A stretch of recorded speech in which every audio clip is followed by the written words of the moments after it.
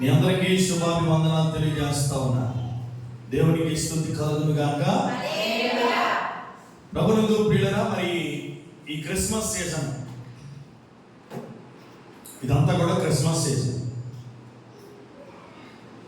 Already December 1 నుండి ఆయా స్థలాల్లో క్రిస్మస్ యొక్క సంబరాలు లేదా పండుగలు ప్రారంభించబడ్డాయి.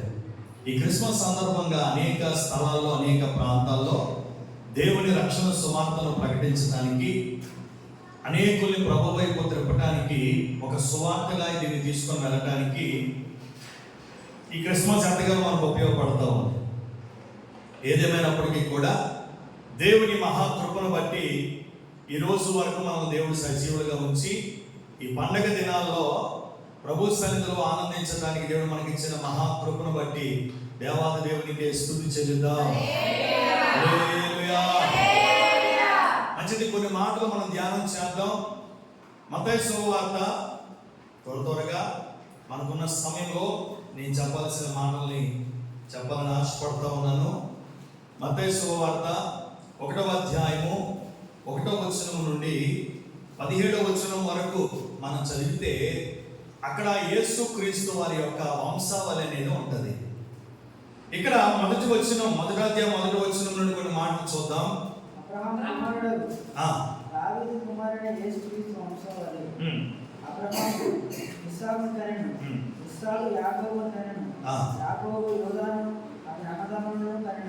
దేవునికి స్తోత్రం కలుగును. ఇలాగ మనం చూసుకుంటే యేసుక్రీస్తు ప్రభు వారి యొక్క జననము వరకు ఇక్కడ చాలా విషయాలు రాసి పెట్టబడి ఉన్నాయి.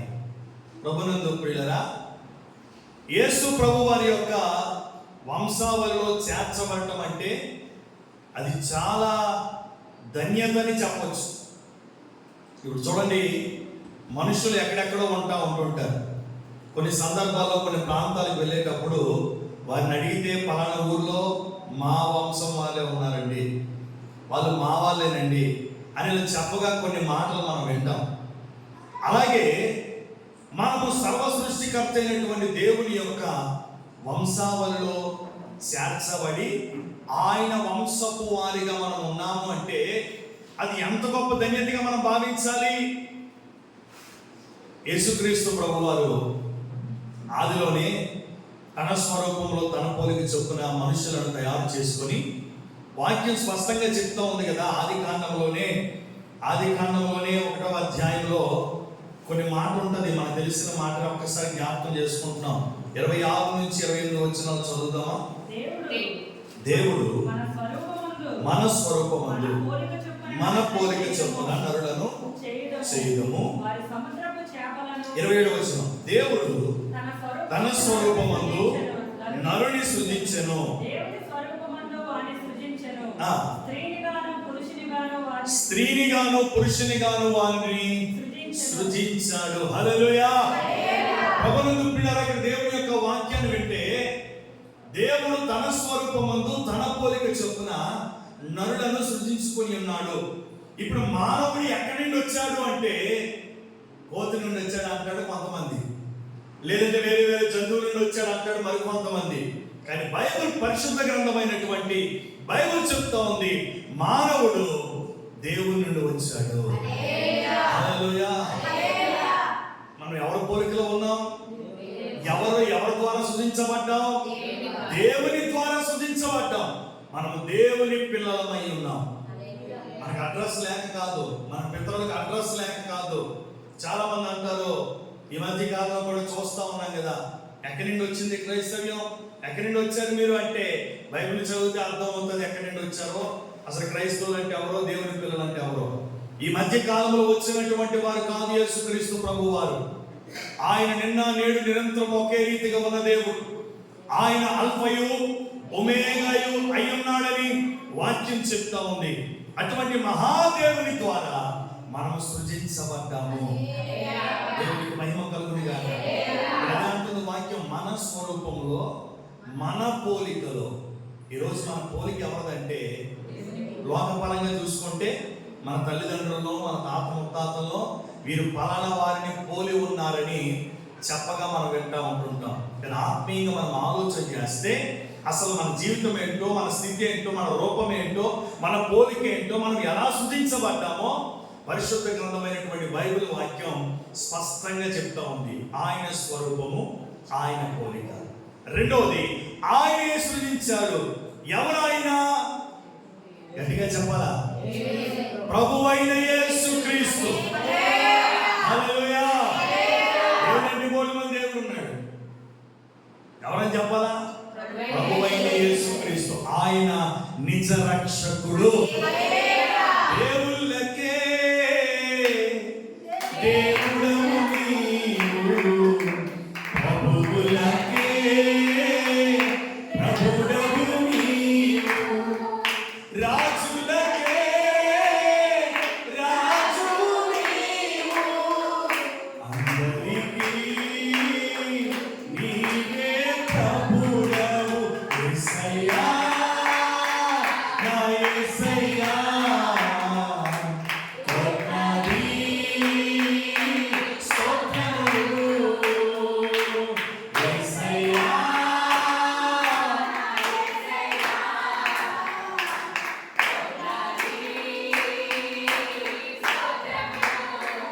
హల్లెలూయా. దేవుడు తన స్వరూపమందు తన పోలిక చొప్పున మనలను చేసుకుని ఉన్నాడు. యేసుక్రీస్తు ద్వారా మనం సృజించబడినటువంటి వారిని, ఆయన వంశానికి చెందినటువంటి వారిని, ఆయన ప్రజలము. ఇక్కడ దేవుని యొక్క వాక్యం చూస్తే ఆయనతో సహవాసము చేస్తున్నటువంటి మానవుడు, ఆయనతో అన్యోన్యతను కలిగి ఆయన సన్నిధిలోనే నిలిచి ఉన్నటువంటి మానవుడు ఏమైపోయాడంటే తన అవిధేయతను బట్టి దేవుని నుండి దూరం అయిపోయాడని ఆదికాండం 2వ అధ్యాయంలో మనం చదవగా వింటాం.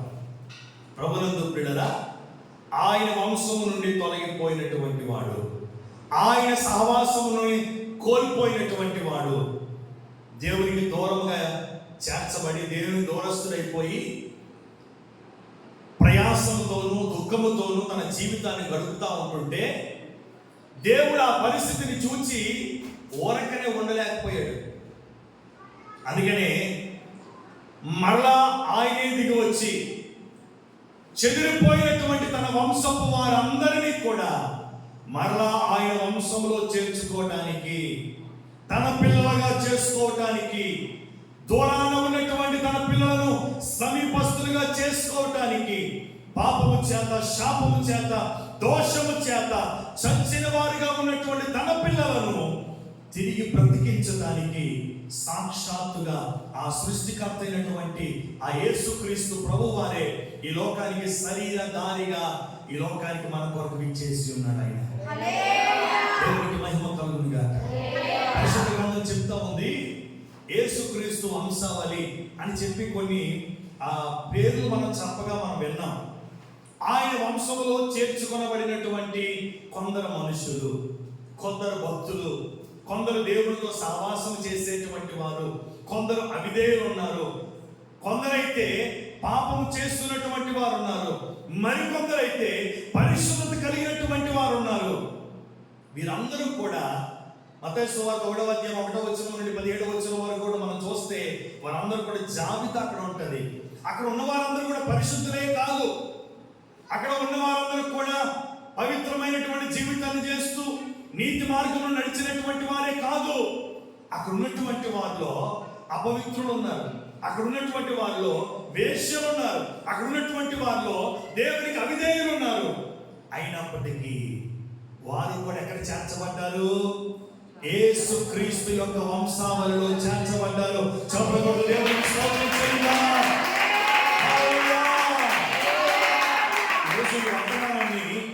ఇది క్రిస్మస్ సీజన్ కాబట్టి ఈ వర్తమానాన్ని చెప్పాలని ప్రేరేపించబడి చెప్తా ఉన్నాను. ఈ మాటలు మీకు అర్థం కాకపోతే మళ్ళీ అడగండి. ఎందుకంటే నీ విలువ ఏంటో, నీ స్థితి ఏంటో, నీ పరిస్థితి ఏంటో నువ్వు తెలుసుకోవాలి. యేసుక్రీస్తు ప్రభు వారు ఊరికి నీ లోకానికి రాలేదు. సమీపంగా ఉన్న మానవుడు దూరస్తుడైపోయాడు. క్రీస్తుతో నిరంతరము బ్రతకాల్సినటువంటి మానవుడు పాపము చేత, అపరాధముల చేత చచ్చిన వాడి యొక్క స్థితిలోకి వెళ్ళిపోయాడు. ప్రభునందు ప్రియులారా, దేవుని యొక్క స్వరూపాన్ని కోల్పోయాడు. దేవుడిచ్చినటువంటి ఆ పోలికను కోల్పోయాడు తన పాపపు స్థితిని బట్టి. మరలా తిరిగి తన కుమారులైనటువంటి లేదా తన పిల్లలైనటువంటి మనందరినీ కూడా తిరిగి బ్రతికించడానికి, ఆయన వలె మార్చడానికి, ఆయన రూపాంతరంలోనికి మనల్ని తీసుకొని వెళ్ళటానికి, ఆయన స్వరూప్యమును మనకి ఇవ్వటానికి యేసు ప్రభు వారి లోకానికి రక్షకుడిగా వచ్చి ఉన్నారు. హల్లెలూయా. దేవుని యొక్క వాక్యాన్ని మనం గమనిస్తే వాక్యం స్పష్టంగా మనకు అర్థమవుతా ఉంది. ఇటువంటి సహవాసాన్ని కోల్పోయి చెదిరిపోయినటువంటి మానవుడు దిక్కు తోచని స్థితిలో ఆయా బంధకాల్లో బంధించబడి ఆయా పరిస్థితుల్లో దీన స్థితిలో బందీలుగా ఉంటున్నటువంటి పరిస్థితిని చూసిన దేవుడు ఈ లోకంలో ఉన్నటువంటి మానవులను లేదంటే తన పిల్లలను లేదంటే ఆయన స్వరూపంలో ఆయన పోలికలో చేయబడినటువంటి మనందరినీ కూడా ఆయన ప్రేమించి ఈ లోకానికి వచ్చాడు. అదే వాక్యం చెప్తున్నాడు యోహాను భక్తుడు. ఏమన్నాడు? యోహాను శుభవార్త 3వ అధ్యాయము 16వ వచనం. మీరు తక్కువ చెప్పేస్తారు అనుకున్నాను, కానీ మళ్ళీ బైబిల్ తిరిగేస్తున్నారు మీరు. ఇది సండే స్కూల్ కథ వాక్యం. ఇది 3:16 చెప్పండి. దేవుడు లోకమును ఎంతో ప్రేమించెను కాగా ఆయన తన అద్వితీయ కుమారునిగా పుట్టిన వారి యందు విశ్వాసం ఉంచు ప్రతివాడు. హల్లెలూయా. ఎవరంట? చాలా మందికి ఒక అనుమానం ఉండిపోయింది కదా, క్రైస్తవులు అంటే పలానా కులస్తులకు చెందినవాడు అండి, క్రైస్తవులు అంటే పలానా మతస్థులకు లేదంటే పలానా వర్గానికి చెందినటువంటి వారిని చెప్తూ కామెంట్స్ చేస్తా ఉన్నారు. కానీ వాక్యం పరిశుద్ధ గ్రంథమైనటువంటి బైబిల్ వాక్యం ఏమని చెప్తా ఉందంటే దేవుడు లోకమును ఎంతో ప్రేమించు. గురజాడ అప్పారావు గారు అని చెప్పారు,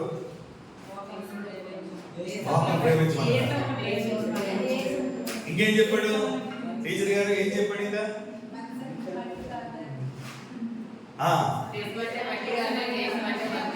దేశం అంటే అంటే ఇప్పుడు ఎవరిని ప్రేమించాడు దేవుడు? లోకం అంటే లోకంలో ఉన్నదంతయు శరీరాశ, నేత్రాశ, జీవపుటమని యోహాను భక్తుడు అంటా ఉన్నాడు.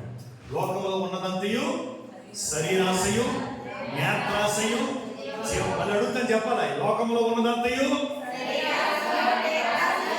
ఏ థియేటర్లో ఏ సినిమా ఆడుతుందో చెప్పేస్తారు. మనం కాదు, కొంతమంది మనం కాదు. కానీ వాక్యం ఏమని చెప్తుంది? లోకంలో ఏదుందో ఒరే పలానా సినిమా అనగానే ఆ సినిమాలో ఏదుందో అది క్యారెక్టర్ ఏంటి, పరిస్థితి ఏంటి, అది ఫైట్ ఎక్కడ జరిగింది, అక్కడ డ్యూయట్ సాంగ్ ఎక్కడ పడింది, ఇవన్నీ చెప్పేస్తాడు. దానివల్ల మనకు ఉపయోగం లేదు, దానివల్ల మనకి ఏం ఉపయోగం లేదు.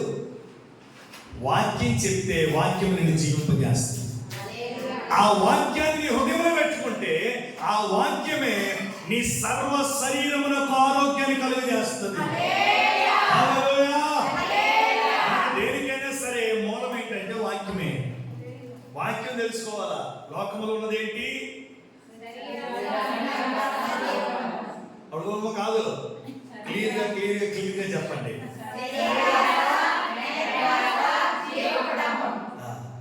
మైకి ఇచ్చి చెప్పించాలా?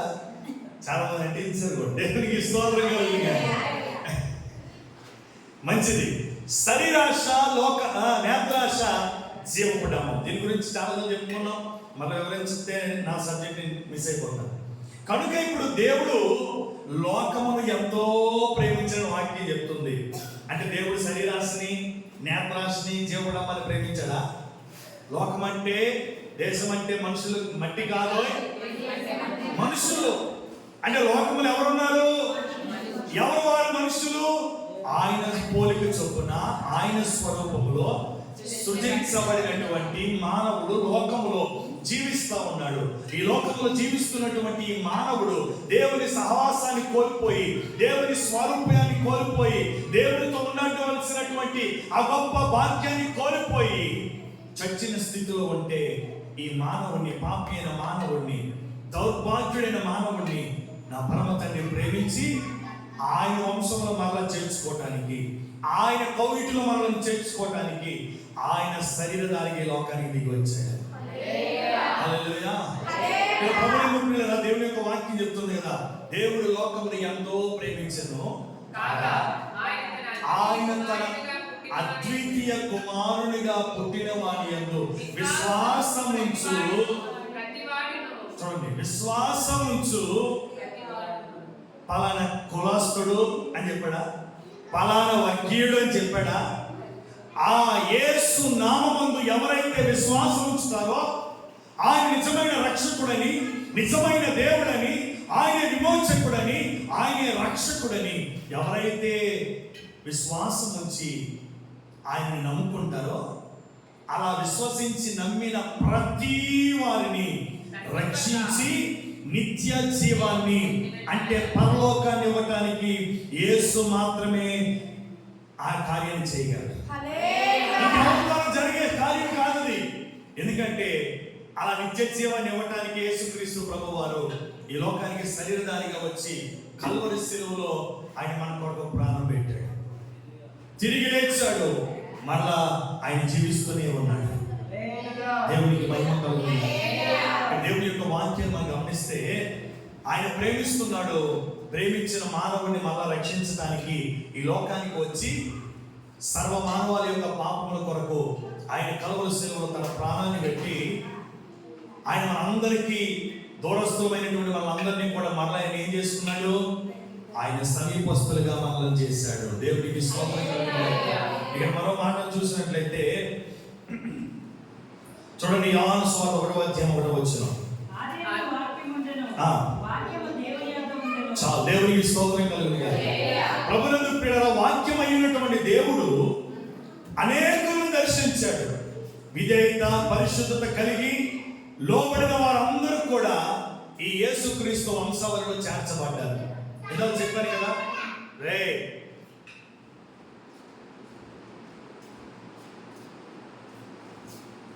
ఈ యేసుక్రీస్తు వంశావళిలో చేర్చబడిన వారందరూ ఎవరంటే విధేయత కలిగిన వారు, పరిశుద్ధత కలిగిన వారు, లోబడినటువంటి వారు. ఇక్కడ ఆదిలో నుండి మనం చూసుకుంటూ వస్తే ఆనాడు సాక్షాత్తు ప్రభువు దగ్గరికి రాలేదు. ఆయన వాక్యమై ఉన్నాడని, వాక్యము ద్వారా తన భక్తులను దర్శించాడని, తన ప్రత్యక్షతను దయచేశాడని, దర్శనమందు మాట్లాడాడని, తన దూతను పంపి మాట్లాడాడని, ఇలాగ దేవుని యొక్క వాక్యంలో అనేక సందర్భాలు ఉన్నాయి. అలాగ దేవుని యొక్క మాటకు లోబడి, దేవుని యొక్క వాక్యానికి విధేయత చూపించి, దేవుని యొక్క దర్శనమునకు విధేయత చూపించి ఎవరైతే ప్రభువును వెంబడించారో, ఎవరైతే దేవుని చిత్త ప్రకారంగా నడవగలిగారో వారందరినీ దేవుడు తన వారిగా చేసుకుని ఉన్నాడు. ఇక్కడ ఆదికాండము 15వ అధ్యాయంలో 15వ అధ్యాయం మొదటి వాక్యాన్ని చూస్తే ఒక మాటను చూద్దాం. ఆదికాండము 15వ అధ్యాయము మొదటి వాక్యం. ఇది జరిగిన తర్వాత యెహోవా వాక్యము అబ్రాహామునకు దర్శనమందు వచ్చి, దేవునికి స్తోత్రం. కొన్ని సంగతులు జరిగాయి, మనకు తెలిసినటువంటి కొన్ని విషయాలు అవన్నీ కూడా. అవి జరిగిన తర్వాత చింతిస్తున్నటువంటి లేదా కలవరపడుతున్నటువంటి అబ్రాహామును దర్శించడానికి, అబ్రాహామును ధైర్యపరచడానికి, అబ్రాహామును బలపరచడానికి వాక్యమై ఉన్న దేవుడు అబ్రాహామును దర్శించాడు. వాక్యము దర్శించిందంటే ఏంటి అర్థం? ఆది యందు వాక్యం ఉండెను, వాక్యమే నీ వాక్యమే నన్ను బ్రతికించెను,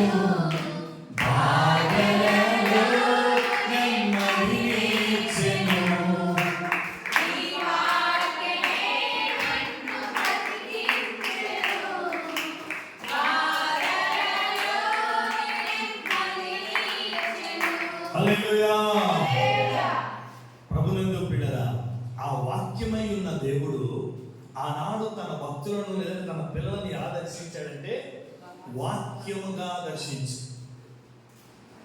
అక్కడ అబ్రహామును కూడా దర్శించినటువంటి రీతి కనబడుతూ ఉంది. అబ్రహామును దేవుడు వాక్యము ద్వారా దర్శించాడంట. అబ్రహాము ఎలాంటి వాడు అనంటే యెహోషువ గ్రంథం 24వ అధ్యాయము 2వ వాక్యాన్ని చదవండి. యెహోషువ గ్రంథం 24:2. యెహోషువ జనులందరితో ఇట్లనెను,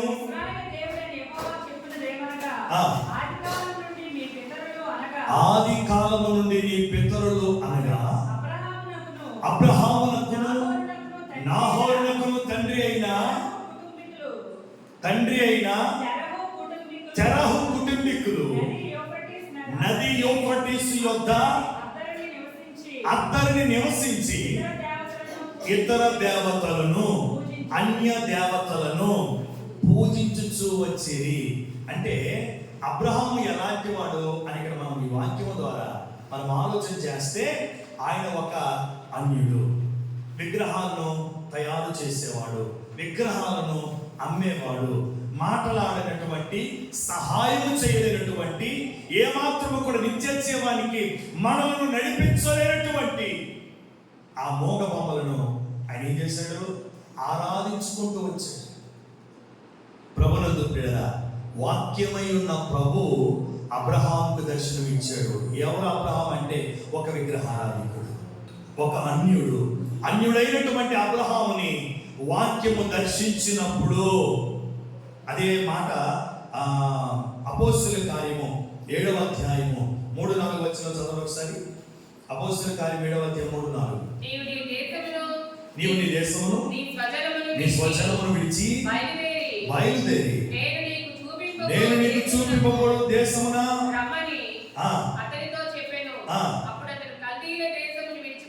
విడిచిపోయాడు. హల్లెలూయా. చప్పట్లు స్తోత్రం. హల్లెలూయా. మీరు పాటకైనా ఒకటే చెప్పండి, పాటకైనా ఒకలాగే చప్పట్లు కొడుతున్నారు, వాక్యంగా ఒకలాగే చప్పట్లు కొడతారు. హుషారుగా కొట్టాలా? గట్టిగా కొట్టండి.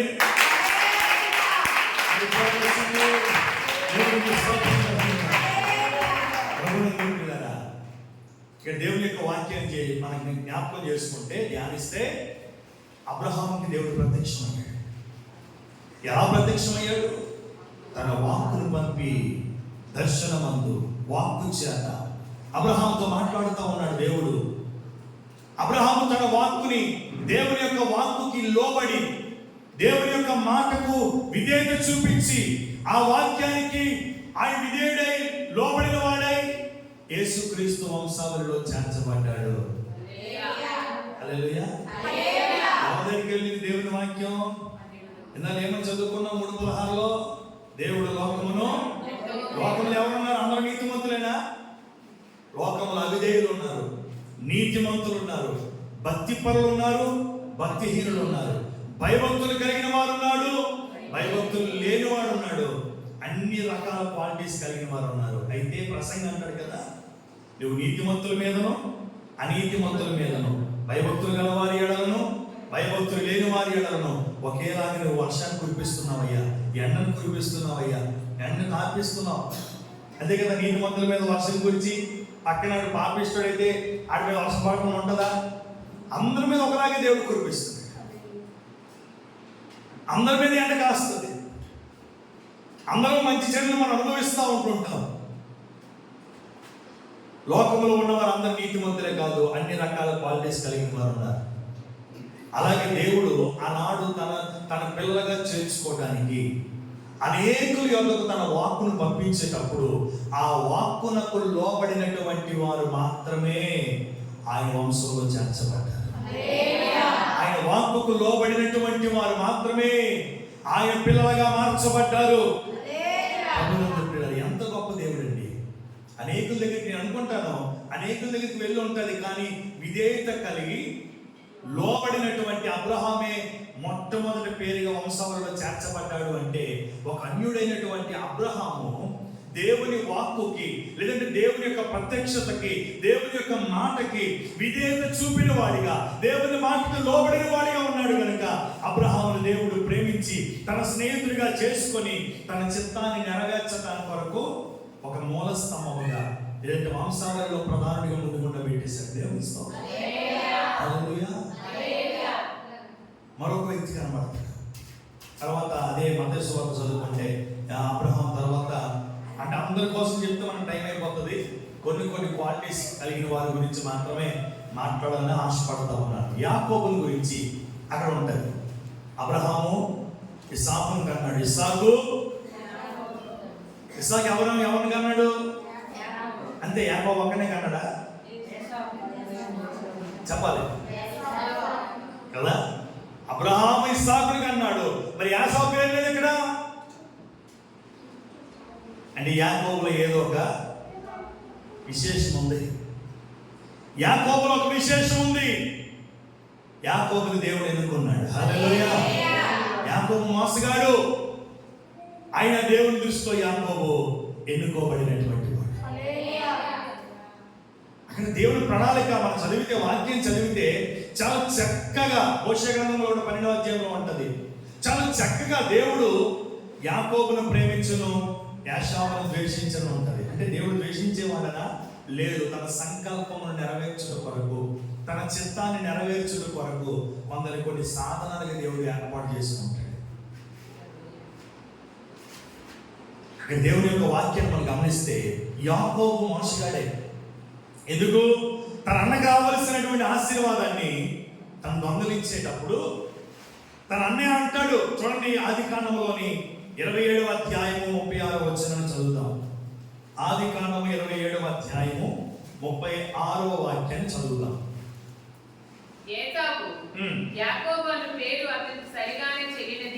యాసావు అంటున్నాడు, తండ్రి ఆ మీద వచ్చిన చదువుకోండి. ఎందుకంటే అప్పటికే మోసగించి అన్నకు రావలసినటువంటి ఆశీర్వాదాలని దోచేసుకున్నాడు యాకోబు. తర్వాత పరిగెట్టుకుంటూ వచ్చి తండ్రి దగ్గర పడి, అయ్యా తండ్రి, నీ యొద్ద ఒక్క ఆశీర్వాదమైన లేదా అని అడిగితే, నా దగ్గర శాపం తప్ప దీవెన లేవు నాయన. నీ ఆశీర్వాదాలన్నీ కూడా ఎవరికి వెళ్ళిపోయాయి? నీ ఆశీర్వాదాలన్నీ కూడా యాకోబుకి వెళ్ళిపోయాయి. కనుక ఇక నాకు ఇవ్వడానికి నా దగ్గర ఏమీ లేదు నాయన అని అనేటప్పుడు అప్పుడు యాసావు అంటాడు, నిజంగా వీడు యాకోబు అను పేరు దేవునికి స్తోత్రం కలుగుతుంది. యాకోబు అంటే మోసగాడు. దేవునికి స్తోత్రం. వీడికి పేరు తగినటువంటిదే. కొంతమంది కొన్ని పేర్లు బట్టి అంటాం కదా, ఆడికి ఆ పేరు కరెక్ట్గా పెట్టారండి అంటారు. కొన్ని పేర్లు ఉంటాయి, ఆడికి కరెక్ట్ సరిపోయినట్టు పెట్టారండి పేర్లు. రామనాథాలు చిన్నప్పుడే భలే గ్రహించి ఉంటారేమో, ఆడికి నిజంగానే అలాగే పెట్టారండి పేరు అని అంటూ ఉంటుంటారు. అలాగే ఆ తమ్ముడైనటువంటి యాకోబు చేసినటువంటి ఆ దుష్కార్యమును బట్టి, ఆ మోసమును బట్టి, తన అన్నైనటువంటి యాషావు బాధతో, దుఃఖముతో ఆయన అంటూ ఉన్నాడు, ఈ పేరు సరైనటువంటిదే, ఈ యాకోబు అనే పేరుకి తగినటువంటిదే అని అక్కడ చెప్తా ఉన్నాడు. ప్రభునందు ప్రియులారా, యాకోబు ఒక మోసగాడిగా ముద్రించబడ్డాడు, మోసం చేశాడు. ఇంకో మాట ఉంటుంది చూడండి,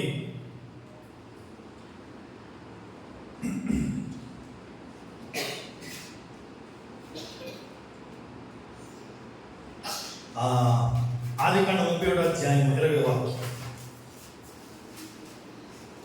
ఆదికాండం 37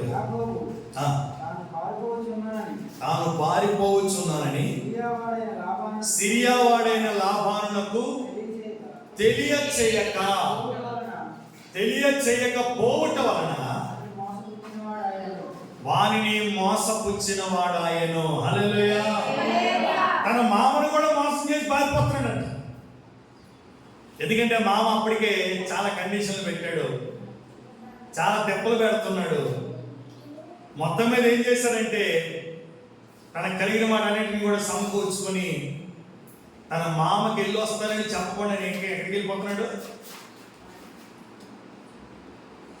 కొన్ని ఏ ఊరు వెళ్తున్నాడో తెలియదు, చెప్పకుండా పారిపోతున్నాడు అని మాట్లాడవచ్చు కదా. దేవునికి స్తోత్రం కలుగును గాక. చెప్పకుండానే వెళ్ళిపోతున్నాడు. అంతవరకు మామ దగ్గరే పెరిగాడు, మామ దగ్గరే 21 సంవత్సరాలు కొలువు చేశాడు, మామ దగ్గరే తన యొక్క కుమార్తెలను వివాహం చేసుకున్నాడు, మామ దగ్గర తిన్నాడు, మామ దగ్గర పడుకున్నాడు, సకల సౌకర్యాలు అనుభవిస్తూ ఉన్నాడు. కానీ సమయం వచ్చింది, ఏం చేస్తున్నాడు? తన మామకు చెప్పకుండా పారిపోతాడు. అక్కడ అంటా ఉన్నాడు కదా, తన మామకు చెప్పక పారిపోయి మోసపుచ్చిన వాడాయను. హల్లెలూయా. ఒకటి జరుగుతున్నప్పుడు ఏం చేయాలా? చెప్పి వెళ్ళాలా. వెళ్ళిపోతున్నాడంటే అర్థం ఏంటి? ఆడు మోసగాడంటే వాక్య ప్రకారంగా చెప్పక పారిపోయిన వాడు మోసపుచ్చిన వాడాయను. అయితే లోకంలో కూడా ఒక సామెత ఉంటుంది కదా, ఈడు తన్నేవాడైతే ఆడి తల తన్నేవాడు మరొకడు ఉంటాడు. ఈడే మోసగాడంటే వాళ్ళ మామ ఈడికన్నా మోసగాడు. అల్లుడే మోసగాడైతే అల్లుడి కన్నా పెద్దలు కదా మామ, అది మరీ మోసగాడంట. ఆయన ఏం చేశాడు చూడండి, ఒక మాట చూద్దాం. ఆదికాండం 29వ అధ్యాయం 17వ వాక్యం నుండి 27వ వచనం వరకు చదవండి. జాగ్రత్తగా వినండి. లాబానికి 2 కుమార్తెలు ఉన్నారు. వారిలో పెద్దదాని పేరు లేయా, చిన్నదాని పేరు రాహేలు. లేయా జబ్బు కండ్లు గలది, రాహేలు రూపవతియు సుందరినై ఉన్నది. యాకోబు ఎవరిని ప్రేమించాడు? వాస్తవానికి ఎవరిని ప్రేమిస్తారు? జబ్బు కండ్లు దాన్ని ప్రేమిస్తారా? ప్రేమించరు. కానీ యాకోబు గారు కూడా ఎవరిని ప్రేమించారంట?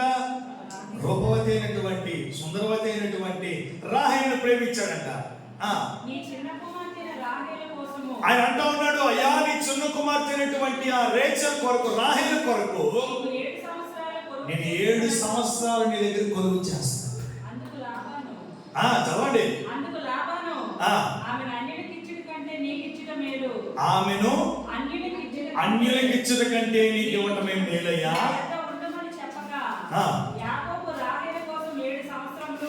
రాహేలు యాకోబు రాహేలు కోసం 7 సంవత్సరాలు కొలువు చేశాడంట. హల్లెలూయా. చూసండి ఎంత పని చేయించుకున్నాడో పాపం. వెళ్ళాడు, మొత్తం మీద ప్రవాసిగా వెళ్ళాడు. తండ్రి ఇంటి నుండి బయలుదేరి వెళ్ళాడు ప్రవాసిగా. వెళ్ళేటప్పుడు లాబాను 2 కుమార్తెలు ఉన్నారు. ఆ 2 కుమార్తెలు మొదటి దాని పేరు లేయా, రెండవ దాని పేరు రాహేలు. లేయా జబ్బు కండ్ల గల్లంట, రాహేలు సుందరవతిగా ఉందంట. ఈ యాకోబు చూసి వివాహం చేసుకునే వయసు కనుక సరి చేసుకుందామని చెప్పి తన మామతో అన్నాడంట, ఈ చిన్న కుమార్తెని నేను వివాహం చేసుకుంటానయ్యా అని అంటే, ఇదేదో బాగున్నట్టుగా ఉంది. ఆయన కూడా ఎంత లాలించి మాట్లాడాడు చూడండి. ఏమన్నాడు ముందు? అన్యుడికి ఇచ్చేదానికంటే నీకు ఇస్తే మేలయ్యా అన్నాడు. మనం ఏదేంటాం? నీకు ఇచ్చేదానికంటే ఆడికి జాబ్ ఉంది, ఆడికి కారు ఉంది, ఆడికి మేడలు ఉన్నాయి, ఏడుంది, వేసి నమ్ముకుంటారు, వెళ్ళి నమ్ముకుంటారు అని మనం అంటాం. ఇదొక రకమైన మోసం, అదొక రకమైన మోసం, ఇదో రకమైన మోసం. ఆయన ఏమన్నాడంట, అన్యుడికి ఇచ్చే కంటే నువ్వు ఇస్సాకు యొక్క కుమారుడు కనుక నీకు ఇస్తేనే మంచిది. ఎందుకు? ఇస్సాకు దీవించబడిన వాడు, ఇస్సాకు ఆశీర్వదించబడిన వాడు, ఇస్సాకుకి దేవుడు తోడై ఉన్నాడు. అటువంటి కుమారుని యొక్క కుమారుడు కనుక నీకు ఇస్తేనే మంచిది అని చెప్పి ఆయన అన్నాడు. ఆ తర్వాత ఏమైంది? అయితే నేను 7 సంవత్సరాలు కొలువు చేసి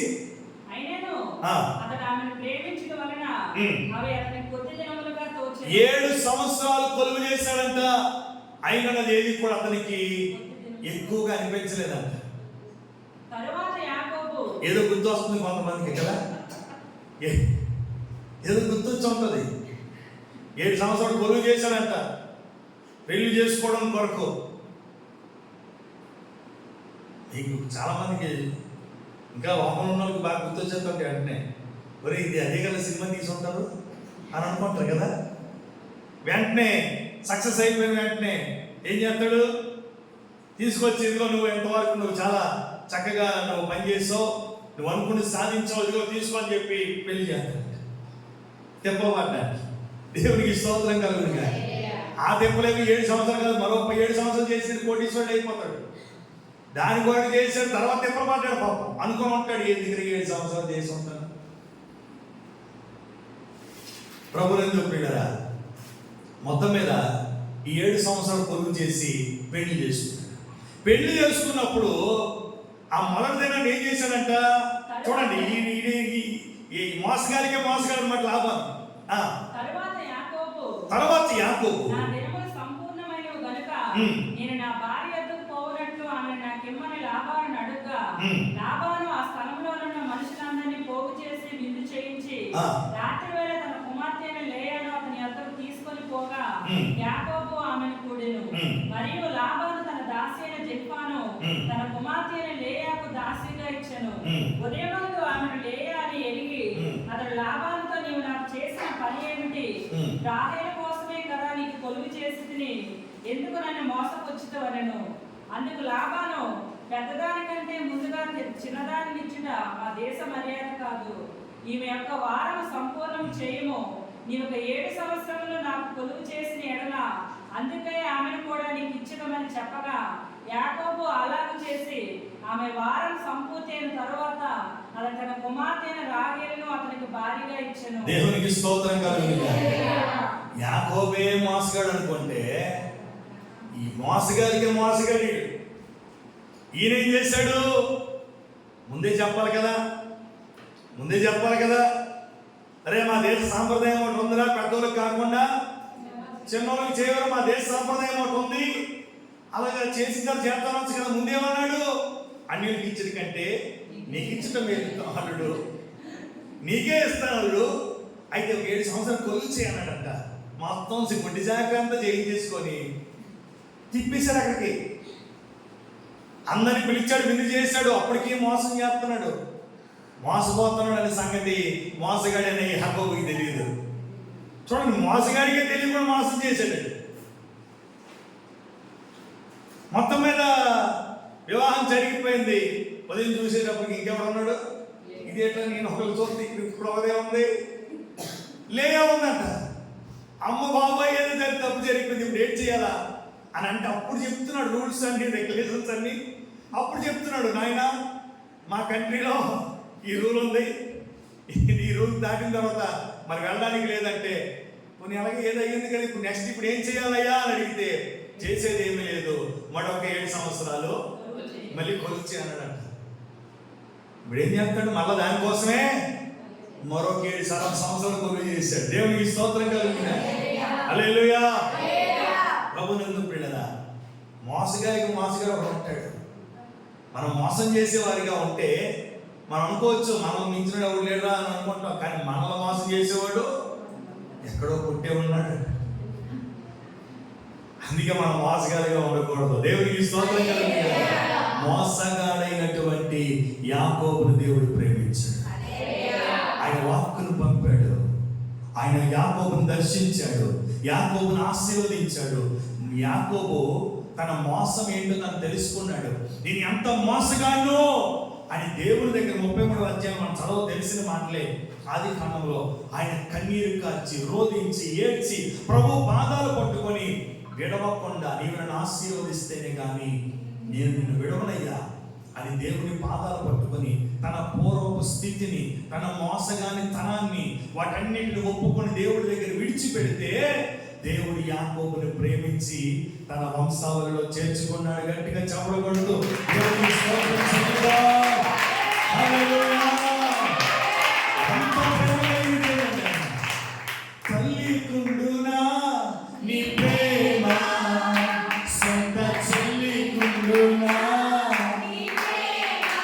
హల్లెలూయా. తల్లి కుండునా నీ ప్రేమ, సొంత చెల్లి కుండునా నీ ప్రేమ. నీ ప్రేమ ఎంతో ఎంతో మధురం యేసు.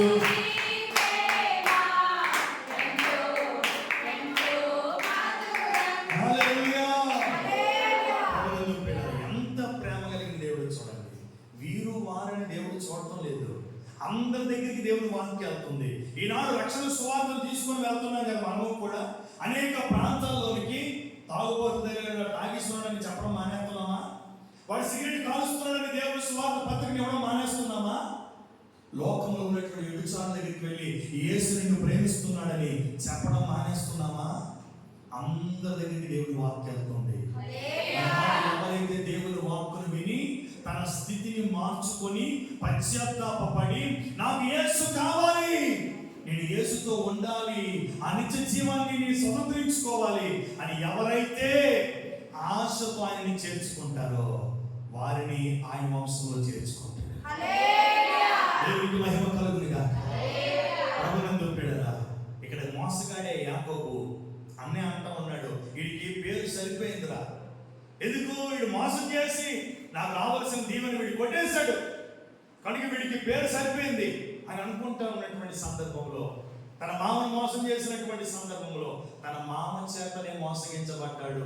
అప్పుడు తెలుసుకున్నాడు మోసం చేస్తే మోసగించబడిన వాడు ఎంత బాధపడతాడో. అప్పుడు తెలుసుకున్నాడు, అయ్యో నా స్థితి ఇదా, నేను అనేకులు ఈజీగా మోసపరిచానే, అయ్యో ఎలా ఉంటుంది దాని యొక్క బాధని. అప్పుడు దేవుడి దగ్గర తన స్థితిని మార్చుకొని పశ్చాత్తాపడినటువంటి యాకోబుని దేవుడు ఆశీర్వదించాడు.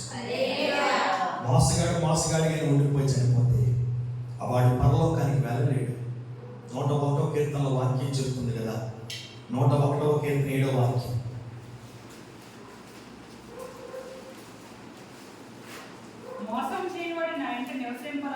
మోసము చేయవాడు నా ఇంట నివసింపరాదు, అబద్ధములాడు వాడు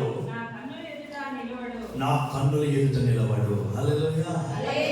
ఆలోచన ఉంది, దేశములో నమ్మకస్తులైన వారిని నా యొద్ద నివసించున్నట్లు దేశములో నమ్మకస్తులైన వారిని నేను కనిపెట్టుచున్నాను అని చెప్పుకుంటూ వచ్చి కింద అంటాడు, నా యొద్ద నివసించాలి అంటే, నా కన్నులు ఒక వ్యక్తిని చూడాలి అంటే ఆ వ్యక్తి ఎలా ఉండాలి? మోసము లేని వాడై ఉండాలి, అబద్ధములు ఆడలేని వాడై ఉండాలి. ఈరోజు యాకోబు లాంటి మనసు నీకు ఉందేమో ఆలోచన చేసుకో. యాకోబు లాంటి మనసు నీకు ఉందేమో ఆలోచన చేసుకో. ఇంకా అటువంటి మోసగాని తనములోనే అబద్ధములాడే స్థితిలోనే నీవు ఉంటే నీవు దేవుని ఎదుట నిలవలేవు. దేవుని కన్నులు నిన్ను చూడవు, అసహించుకుంటాడు. చూడమంటే మనల్ని ఆయన చూడటం లేదని కాదు అర్థం, అసహించుకుంటాడంట. ఎవరైనా సరే మనకు అసహ్యం అంటే మన హృదయం వారి మీద మనసు ఇరిగిపోయిన అంటామే. కొన్నిసార్లు హృదయంలో బాధ కలుగుతుంది కొంత మనుషులు బట్టి. అప్పుడు వారు ఎదురుపడితే ఏం చేస్తాం? కన్నులు చూడకుండా కన్నులు తిప్పుకుంటాం. వారిని చూడలేము. ప్రేమతో చూసేటప్పుడు, వ్యక్తిగతంగా చూసేటప్పుడు ఎంత సంతోషంగా చూస్తాం ఒకరికొకరు ముఖాముఖిగా. కానీ మనసులో ఏదో కలత ఉండేటప్పుడు, మనసులో ఏదో బాధ కలిగి ఉండేటప్పుడు ఆ వ్యక్తిని చూడటానికి కానీ, వ్యక్తితో సూటిగా మాట్లాడటానికి కానీ కొంచెం మన కన్నులను తిప్పుకుంటాం. అలాగే దేవుని కన్నులు మనం ఆయన ఎదుట నిలబడినప్పుడు మనల్ని చూడాలి అంటే మోసము లేని వారిగా ఉండుముగా, అబద్ధమాడని వారిగా ఉండుముగా. అబద్ధం అంటే మనకి చాలా ఇష్టం, మోసం అంటే మనకి నరనరాల్లో ఉండిపోతుంది కదా. ఇవి ఉండకూడదు. ఈరోజు వాటిని కట్ చేసుకుంటేనే, వాటి నుండి నువ్వు విడుదల పొందితేనే, ఆ స్థితిని మార్చుకుంటేనే నీవు ఆయన మీద నివసిస్తావు, ఆయన నిన్ను చూస్తాడు. ఈ రెండు స్థితులు కలిగి ఉంటే ఆయన దగ్గర నివసించలేవు. నన్ను చూడవా ప్రభువా, నన్ను చూడవా అంటే ఏం చూస్తాడంటే ఆయనకి ఇష్టం లేని మనలో ఉండేటప్పుడు ఆయన దుఃఖపడతాడు. ఆయనకి ఇష్టం లేని మనలో ఉండేటప్పుడు ఆయన వేదన చెందుతాడు, కలవరపడతాడు, ఆయన కన్నీరు కాలుస్తాడు. ఆయనను మనం సంతోషపరచాలి అంటే ఆయన చెప్పేటప్పుడే వాటిని మనం సరి చేసుకోగలిగితే, ఆయన మనతో మాట్లాడుతున్నప్పుడే వాటి నుండి మనం విడుదల పొందగలిగినట్లయితే తప్పక మన ఎడల దేవుడు ఆనందించువాడై ఉంటాడు. మోసము లేని వారిగా ఉండాలి, అబద్ధము ఆడని వారిగా మనం ఉండాలి. అబద్ధం అంటే చాలా ఈజీగా అబద్ధం ఆడేస్తాం కదా. చాలాసార్లు చెప్తూ ఉంటుంటాం. కొన్ని గ్రామాల్లో మనకు కనబడతాయి, కొన్ని సందర్భాలు కనబడతాయి. ఫైనాన్షియల్ వచ్చినప్పుడు చూడాలా ఆ నిజాయితీ ఏంటో, ఫైనాన్షియల్ వచ్చినప్పుడు చూడాలా. ఇంట్లోనే ఉంటాం కాకపోతే లేదని చెప్పి పంపించి, అంకుల్ మా నాన్న లేడు అంకుల్ అనగానే ఈడే కాదు అబద్ధం ఆడింది, ఆడితో కూడా అబద్ధం ఆడేస్తాడు కదా. ఇటువంటి ఖచ్చితంగా కామన్గా చాలాసార్లు తెలుసండి, జరుగుతుంటుంటాయి. కామన్గా జరిగేటువంటివి మనం అనుకుంటే చిన్నవి అనుకుంటాం. ఇవ్వలేని పక్షాన నిజాయితీగా వెళ్ళి నువ్వు మాట్లాడేటప్పుడు దేవుడు నీ పక్షాన కార్యం చేస్తాడు. నువ్వు నిజాయితీగా ఉండేటప్పుడు ఆ వ్యక్తికి నీ ఎడమ దయ కలిగించేటట్టుగా దేవుడు చేస్తాడు.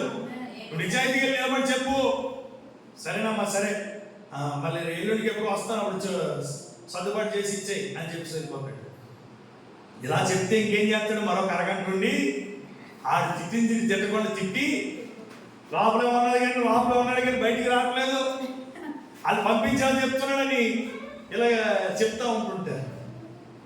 అంతవరకు మనం తెలుసుకోవాలా? చెప్పాయా నిజంగా నా దగ్గర లేదు, 2 రోజుల్లో క్లియర్ చేస్తాను వెళ్ళు అని నిజాయితీ చెప్తే మనకి మన ఎడల ఆ వ్యక్తికి దయ కలిగేటట్టుగా దేవుడు చేస్తాడు. మన నిజాయితీ కలిగిన వారిగా ఉంటే దేవుడు మన పక్షాన్ని నిలిచి ఉండి కార్యం చేస్తాడు. దేవుడికి స్తోత్రం. ఆ ఒక్కదాని కొరకు మనం అబద్ధం ఆడి దేవుని దృష్టిలో మనం ఎందుకు చెడ్డవారైపోవాలా? దేవునికి అసహ్యములుగా మనం ఎందుకు మారిపోవాలి? అలాగా వారే కాదు మనం సాక్ష్యం విన్నాం. ఫైనాన్షియలే కాదంట, పాస్ట్ గారి ఇంటికి వెళ్ళి దాగులు పోతాం. పాస్ట్ గారి ఇంటికి వెళ్ళి దాగులు పోయి కొంతమంది ఆయనకి ఏది ఇవ్వబడుతుందనో, ఆయనకి ఏం చేయబడుతుందనో ఒకసారి అలాగే పాస్ట్ గారి ఇంటికి వెళ్తుంటే అనుకోండి, సమా పాస్ట్ గారు వస్తున్నారండి, దాచి అన్ని దాచి అని చెప్పి మంచగిరి దాచేస్తారండి అన్ని. మొత్తమే పాస్ట్ గారు వెళ్తే ఆయన తెలియదంటే ముందు ఆ కుర్రాడు చూపెడుతున్నాడు, మా అమ్మ నేను వస్తానని నీ తెలియ దాచేద్దాం అనుకుంటే సరే మొత్తమే చూసాడంట. వెళ్ళిపోయేటప్పుడు అడుగుతుందంట, ఇక రెండు పప్ప కడతానని పట్టుకున్నాను, నీ పప్పలు వద్దు, నీ దగ్గర ఉంది కమ్మా, నాకేడొద్దమ్మా, నేను వచ్చానని దాచేస్తావు నువ్వు, నాకేదొద్దు, నీ పప్పలు నువ్వే తిను, సంవత్సరం ఉంచుకొని తిను అని చెప్పి వెళ్ళిపోయాడంటే. అంటే ఏంటి అబద్ధం ఏమైపోతుంది అంటే మనం చిన్నగా అనుకుంటాం, కానీ అవి దేవుడి నుండి మనల్ని దూరం చేస్తాయి. మనలో ఆయన మనల్ని చూసేటప్పుడు అందుకన్నాడు కదా, మచ్చ, డాగు, కలంక. అది చిన్న విషయం కాదు. ఇప్పుడు తెల్లని వస్త్రం వేశాను, ఇక్కడ చిన్నది ఒక పెన్తో చిన్న మచ్చబడింది అనుకోండి, మొత్తం తెల్లగా ఉంది కదా అన్న మనకి ఇదంతా కనబడదు, ఈ మచ్చే కనబడుతుంది. అలాగే దేవుడి దృష్టిలో ఆయన మనం చూసేటప్పుడు పాల వలె నిర్మలమైన వారిగా మనం కనబడాలి. పాలలో ఎంత చిన్న దోమ పడినా పాలు తెల్లగా కనబడిన దాన్ని మనం ఈజీగా చూడగలుగుతాం, దాన్ని గుర్తించగలుగుతాం. అలాగే దేవుని ఎదుట ఈ చిన్నదే కదా పళ్ళని చేతులు కట్టుకొని యెహోవా నా బలం అంటే రెక్కలు చేతులైన ఇలా పెట్టి వెనక్కి తిప్పి రెక్కలు తీసి ఏట్రా నీ బలం నీకు అర్థమవుతుందా? అయితే మనం ఎలా కనిపించాలి?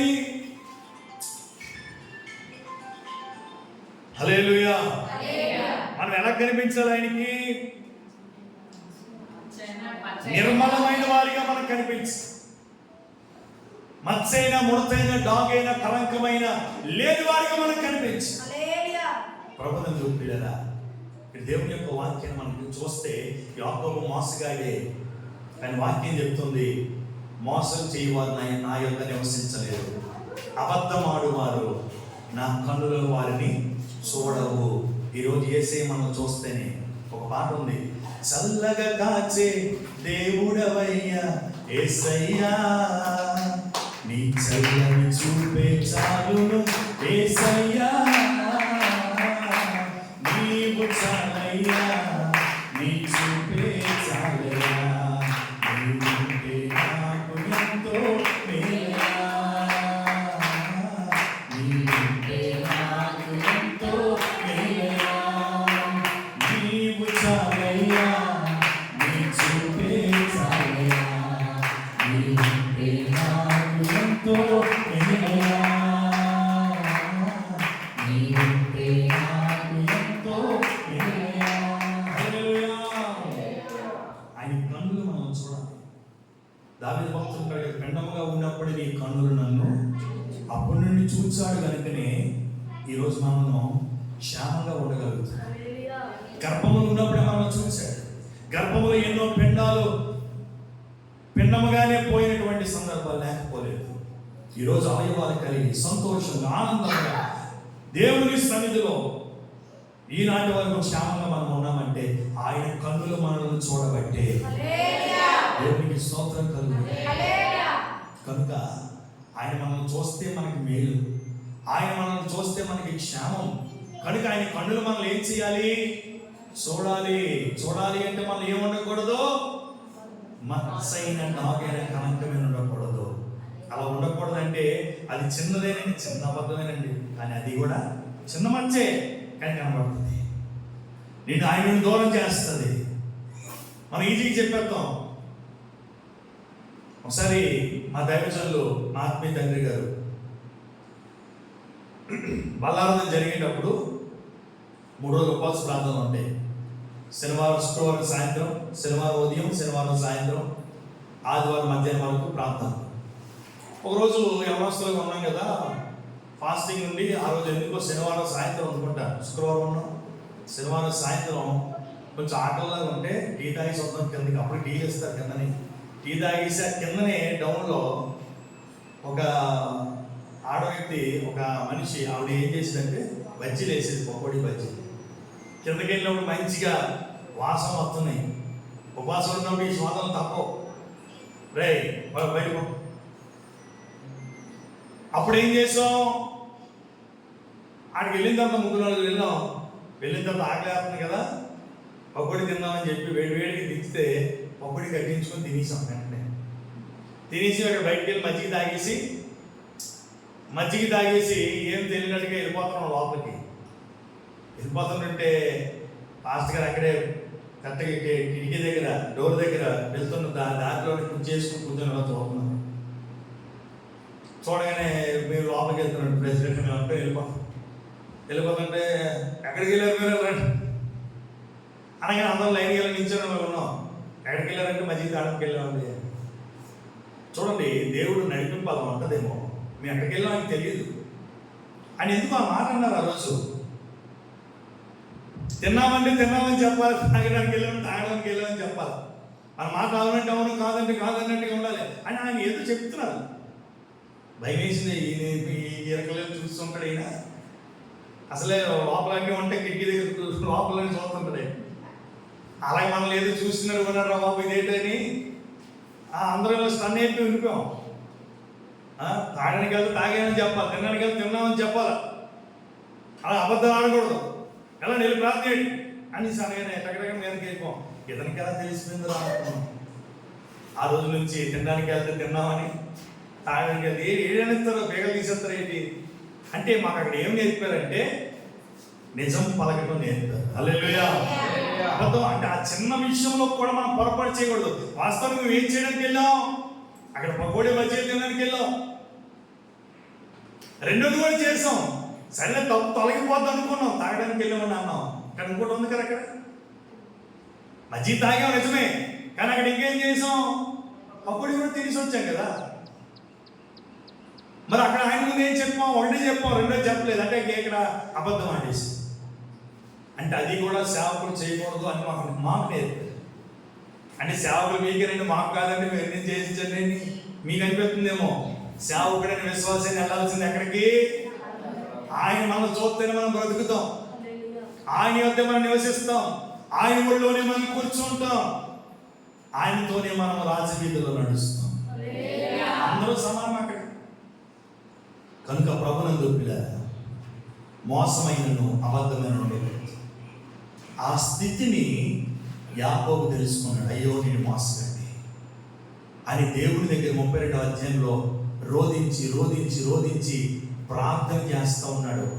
సామెతల గ్రంథంలో ఒక మాట ఉంటుంది, 28వ అధ్యాయం 13వ వాక్యంలో, అతిక్రమములను దాచిపెట్టేవాడు ధన్యుడు, వాటిని ఒప్పుకొని విడిచిపెట్టేవాడు కనికరం పొందును. అతిక్రమములను దాచిపెడితే వాడు వర్ధిల్లుడు, దీవించబడుడు, దేవుని వంశములో చేర్చబడుడు, దేవుని పిల్లలుగా మార్చబడుడు. దాన్ని ఒప్పుకొని విడిచిపెట్టి పశ్చాత్తాపడిన వాడు కనికరించబడతాడు. వాడు ఎంత గొప్ప ఘోరమైనటువంటి పాపి అయినప్పటికీ కూడా వాడిని దేవుడు అంగీకరించి తన సొత్తైన ప్రజలుగా మార్చుకుంటాడు. హల్లెలూయా. అన్యుడైనటువంటి అబ్రహాముకి దేవుని వాక్కు ప్రత్యక్షమైతే ఆ వాక్కుకి లోబడి విధేయత చూపించినప్పుడు దేవుడు అబ్రహాముని తన వంశావళిలో చేర్చుకున్నాడు. మోసగాడైనటువంటి యాకోబు పశ్చాత్తాపపడి తన అతిక్రమములను ఎబ్బేకు రేవు దగ్గర ఒప్పుకొని విడిచిపెట్టినప్పుడు, తన స్థితిని మార్చుకున్నప్పుడు దేవుడు అంటాడు అక్కడ 32వ అధ్యాయంలో ఏమంటాడు, ఇక నుండి నీ పేరు యాకోబు అనబడదు. హల్లెలూయా. అంతవరకు మోసగాడే, అంతవరకు ఏమి లేనటువంటి పరిస్థితిలో ఉన్నాడు. కానీ అప్పుడు పశ్చాత్తాపడి రోధించి ప్రార్థన చేసి తన స్థితిని తెలుసుకొని తన అతిక్రమమును దేవుని ఎదుట ఒప్పుకొని విడిచిపెట్టినప్పుడు యాకోబు దేవుని వల్ల కనికరము పొందుకొని దేవుని వంశావళిలో చేర్చబడ్డాడు. ఈరోజు నువ్వు ఏ స్థితిని కలిగి ఉన్నామనేది కాదు, నువ్వు ఆయన వాక్కుకు లోబడి విధేయత చూపించి లోబడి ఆయన ప్రేమించి ప్రభా నీవు చెప్పినట్టు చేస్తానయ్యా, నాకు నిత్య జీవం కావాలయ్యా అని ఆయన వెంబడించగలిగిన వారిగా నీవు ఉంటే, అటువంటి విధేయత కలిగిన వారిని, అటువంటి లోబడే వారిని, అటువంటి పరిశుద్ధత కలిగినటువంటి వారిని, అలాగే యాకోబులాగా తన స్థితిని మార్చుకొని దేవుని ఎదుట నిందారహితుడిగా నిలబడినటువంటి వారిని దేవుడు ప్రేమించి హత్తుకొని కౌగిలించుకొని ఆయన వంశావళిలో లేదా తన సొత్తైన ప్రజలుగా ఆయన చేర్చుకోవడానికి నేటికి సిద్ధంగానే ఉన్నాడు. ఈనాడు మనల్ని చేర్చుకున్నాడు, ఇంకా చేర్చబడవలసిన వారు అనేకులు ఉన్నారు. అటువంటి వారికి గొప్ప శుభవార్త. అటువంటి మహాదేవుని యొక్క వంశావళిలో చేర్చబడాలి అంటే, ఆయన యొక్క సొత్తైన ప్రజలుగా మార్చబడాలి అంటే, నేటి వరకు కూడా ఆయన లోబడిన వాళ్ళని ప్రజల వైపు దినమెల్లా చేతులు చాపి ఆయన పిలుస్తూ ఉన్నాడు. ఈ మాట వింటున్నటువంటి నీవు ఎవరైనా కావచ్చు, ఎటువంటి స్థితిలో ఉన్నా కావచ్చు, నువ్వు ఆయన ఒక్కసారి హత్తుకుంటే, ఆయన ఆహ్వానిస్తే, ఆయనతో నడవాలని, ఆయనతో నిలవాలని, ఆయనతో నివసించాలని నీకు ఆశ ఉంటే, నీ స్థితిని మార్చుకోవడానికి నువ్వు ఇష్టపడితే చాలు, ఆయన నీ స్థితిని మార్చి ఆయన సొత్తైన ప్రజలుగా మారుస్తాడు. కనుక ప్రభువును బిడ్డలారా, ఇంకా మిగిలిన విషయాలు మాకు వచ్చిన వారు మనం ధ్యానం చేద్దాం. అట్టి కృప దేవుడు మనల్ని నడిపించును గాక.